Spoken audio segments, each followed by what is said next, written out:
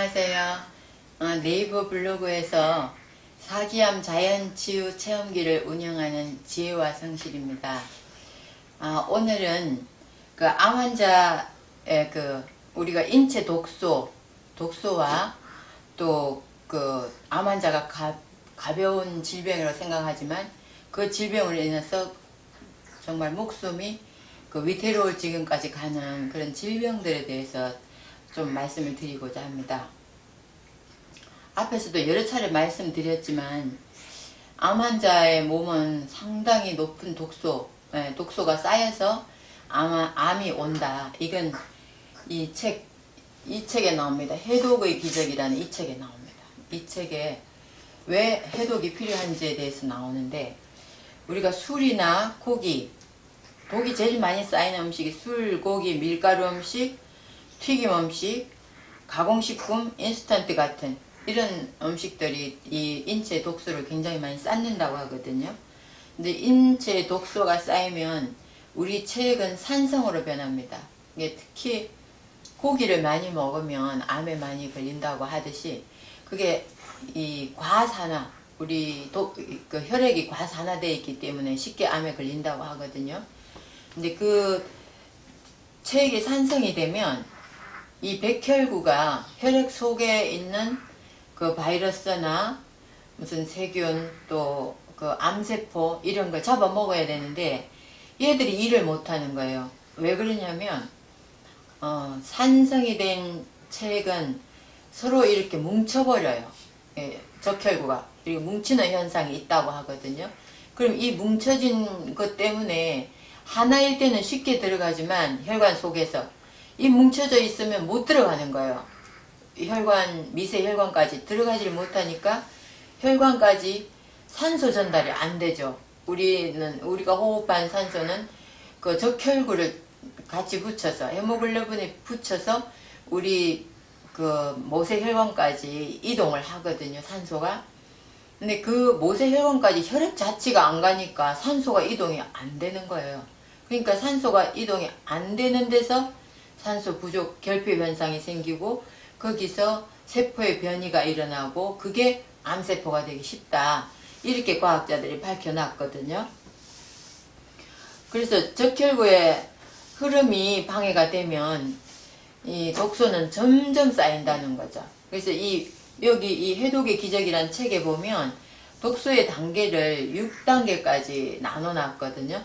근데 1, 2단계는 뭐가 있느냐면, 만성피로, 머리가 늘 무겁고 많이 자도 피곤하다, 피곤이 풀리지 않는다, 또 어깨가 결린다, 또 몸이 찌뿌둥하다, 변비가 있다, 아랫배가 나온다, 뭐 이런 정도는 1단계라고 그래요. 그럼 그 정도는 사람들이 병이라는 생각을 안 하거든요. 그냥 아유 좀 찌뿌둥해, 그냥 이 정도, 아유 좀 피곤해, 이 정도.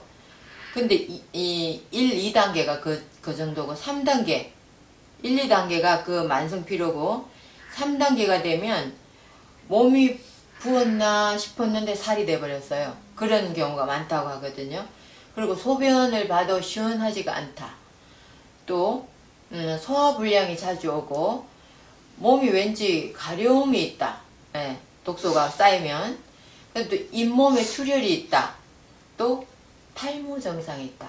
머리카락이 빠진다. 이런 것도 독소가 쌓여서 3단계 정도의 독소가 쌓였을 때 그런 증상이 온다고 합니다. 그 다음에 또 4단계가 있습니다. 4단계는 급격하게 외모가 변한다고 그래요. 그래서 외형이 변화되는데 그게 뭐냐면 살이 쪄버린 거. 급히 살이 찐 거. 저도 갱년기 이후에 급히 살이 쪘거든요. 그리고 피곤해 보인다. 또 여기까지는 이제 피곤해 보인다, 왜 이렇게 저 사람이 갑자기 살이 쪘지, 이렇게 보여도 거기까지는 병원에 안 가요. 병원에 가도 뭐 별로 나타나질 않아요. 독소가 있어도. 근데 거기까지는 이제 뭐 아직 병원에서는 건강한 게 미병 상태지만, 미병이라는 건 병도 아니고 건강한 사람도 아닌 그 중간 단계를 미병 상태라고 하거든요. 그 미병 상태지만 병원에 다닐 상황은 아니고, 뭐 뾰족하게 또 나타나는 것도 없고 나는 좀 몸이 좀 안 좋고 이런 상황입니다. 그 미병 상태에 있는데 그 다음 이제 5단계가 갑니다. 5단계는 그때부터는 이제 병원에서 이 관리를 받아야 하는 건데 고혈압, 고지혈, 중성지방, 지방간, 간수치 이런 게 이제 딱딱 높게 이게 수치상 나타나는 거예요. 혈액 검사를 해보면. 검사 소견상 이상 소견이 나타나는데 이 5단계 정도 가면 이제 대상포진이나 그런 약간 이제 면역이 떨어졌다는 걸 경고하는 병들이 생기기 시작을 한다고 해요. 그 다음에 이제 6단계입니다. 6단계는 몸에 이제 독소가 많이 쌓이고 이 혈액이 과산화돼서 세포 속으로 다 산소 전달이 안 되는 상태. 그런 상태인데 이때 생기는 게 암입니다. 암, 당뇨, 치매, 파킨슨 또 이런 난치병 수준의 대사 질환으로 진행된 상태. 진행된 상태. 그래서 치매나 파킨슨도 그 모세혈관까지 혈액이 안 들어가니까 산소도 못 들어가요. 그렇기 때문에 여기서 끝에서부터 모세혈관의 세포들이 죽어가기 시작하면서 이제 그때는 치매가 오는 거예요. 이 혈관 속에 뇌 속에는 상당히 모세혈관이 많이 있다고 하거든요. 거기까지 안 들어가니까 그래서 우리가 이 혈액의 과산성과 뭐 오페 독소가 많은 거 이건 상당히 무서운 결과는 상당히 무섭습니다. 암도 걸리죠. 치매도 걸리죠. 저는 암 걸려서 죽고 싶지 않다고 평소에 생각을 했는데 제가 암에 걸렸어요. 그런데 치매에 걸리는 건 좀 나뿐만 아니라 내 가족을 못 견디게 하니까 정말 힘들어요. 치매 환자 돌보는 가족도 정말 힘듭니다. 그렇기 때문에 치매도 우리는 나를 위한 것도 있지만 가족을 위해서도 상당히 조심을 해야 되지 않을까 하는 생각을 하거든요. 근데 또 이제 제가 지금 여기 독소에 대해서 말씀을 드린 건 평소에 건강관리에 이 인체 독소에 상당히 그 신경을 쓰면서 내 혈액이 과산화되지 않는 쪽으로 식생활을 바꿔야 된다는 걸 말씀을 드리고요. 또 지금 오늘 한 가지 더 말씀드리고 싶은 게 암 환자들이 평소에 좀 우리는 가볍게 생각하는 질병, 가벼운 질병이라고 생각하지만 이 질병 하나로 인해서 목숨까지 잃어버리는 그런 경우가 생기는 종종 그런 경우가 생기거든요.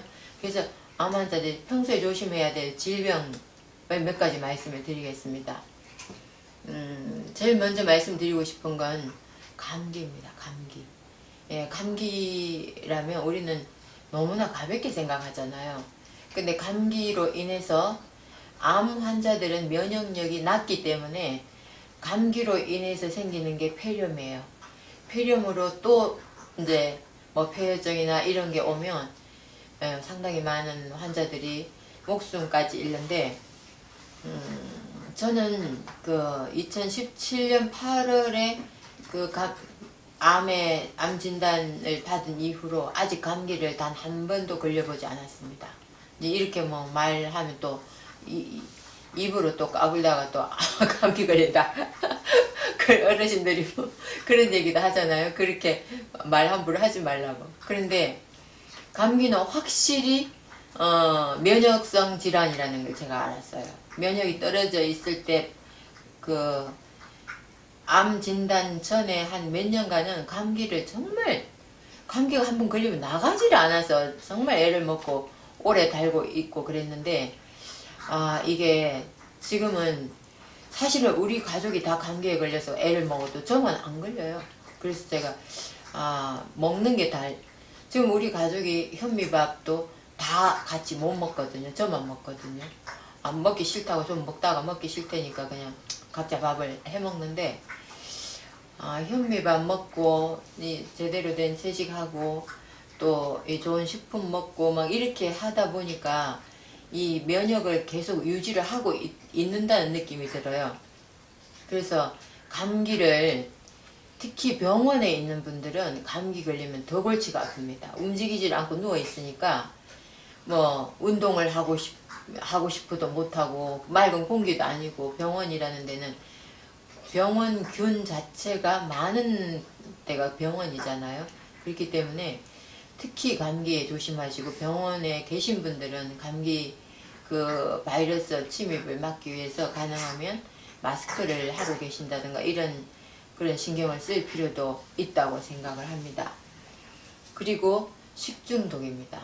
두 번째는 식중독에 걸려서 뭐 식중독 때문에 신장이 망가지는 경우도 종종 보는데, 암 환자가 식중독에 걸리면 우리 대부분 느끼는 게 막 설사하잖아요. 설사하고 나면 또 그 탈수 현상이 생겨서 몸이 굉장히 처집니다.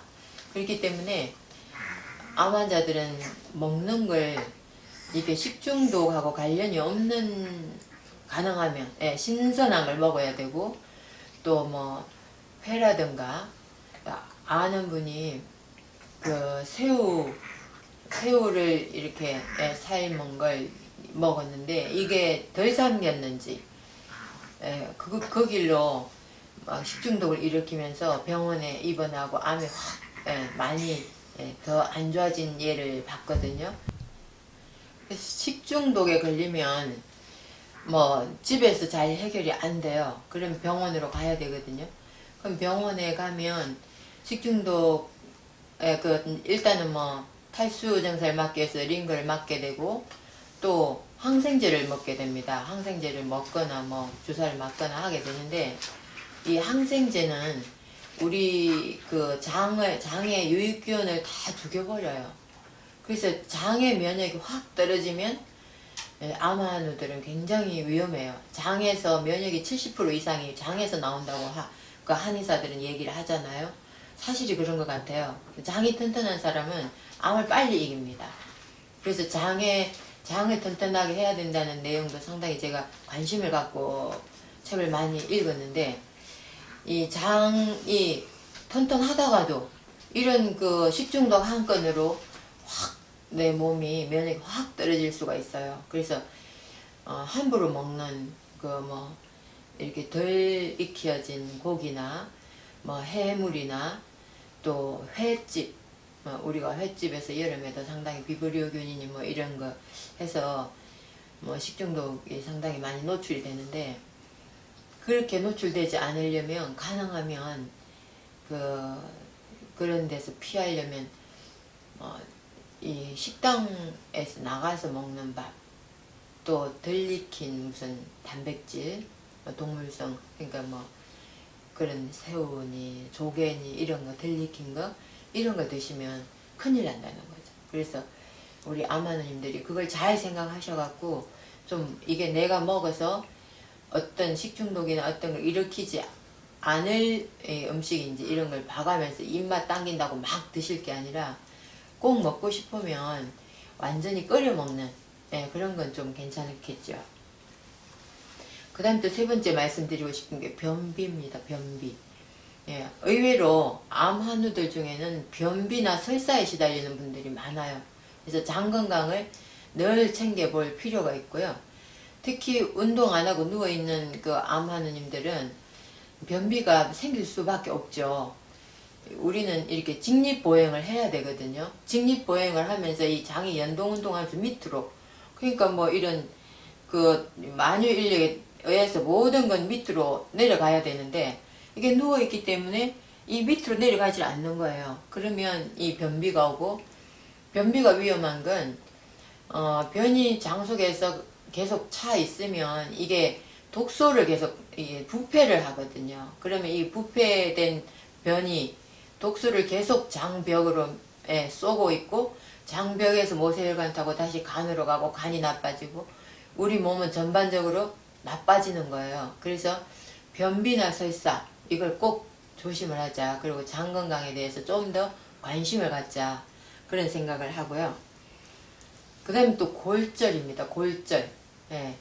특히 뼈 전이가 되신 분들은 골절을 특히 조심하셔야 돼요. 제가 우리 암환우님들로부터 이게 전화를 받은 게 몇 건 있습니다. 팔이 너무나 쉽게 부러지더라. 예, 거실에서 어디 또 살짝 거쳤는데 팔이 부러져 버렸다. 근데 그 부분에 암이 있었던 거예요. 그래서 그 부분에 암이 있는데 이렇게 쉽게 부러질 줄 몰랐다. 이런 말씀을 하신 분이 있었고요. 그렇지 않더라도 어떤 골다공증이 온다거나, 특히 이제 여성 항호르몬제를 드시는 분들은 골다공증이 100% 옵니다. 100%. 그 항호르몬제하고 같이 먹는 칼슘제? 그게 상당히 이제 영양 전문가들은 이온화되지 않은 칼슘은 상당히 흡수가 힘들다고 하거든요. 그러니까 이게 거의 100% 온다고 봐야 되거든요. 골다공증이. 그럼 골다공증이라는 건 쉽게 뼈를 부러뜨려요. 부러뜨리는 거에서 그냥 하면 좋겠는데, 그 부러뜨리는 게 아니라 바스러져 버립니다. 뼈가. 바스러져 버리면 이게 붙이지를 못하는 거예요. 그래서 이런 우리가 병원에서 먹는 이런 약, 이게 사실상 어떤 분이 저한테 그랬어요. 그걸 항호르몬제를 5년 먹으라고 그래서 5년을 열심히 먹었더니 결론은 유방암은 안 생겼는데 뼈에 또 암이 생겼더라. 이게 뼈를 삭게 한다더니 또 암까지 생기더라. 이런 얘기를 하더라고요. 그래서 제가 그게 참 이 뼈의 건강을 지키는 것도 우리가 굉장히 중요하고, 또 그거에 대한 골절이 일어나지 않으려면 뼈 건강을 지킬 수밖에 없겠다. 이런 생각을 합니다. 이제 뼈 골절뿐만 아니라 또 이렇게 탁 접질른다고 하죠. 염자라고 해요. 이런 것도 이렇게 병원 신세를 져야 되기 때문에 이런 것도 늘 이쁘게 보이려고 하이힐 신고 그러지 마시고 늘 편안한 신발, 편안한 옷 이렇게 살림을 하시는 게 좋지 않을까 이런 생각도 합니다. 그리고 또 구강염이 상당히 암환우님들이 많다고 그래요. 구강염이나 이 점막계통, 그러니까 입에서부터 항문까지는 다 점막입니다. 이 세포 분열이 빨라요. 그래서 이 세포 분열이 빠르지만 여기 염증이 있다는 건 면역이 굉장히 낮다는 거거든요.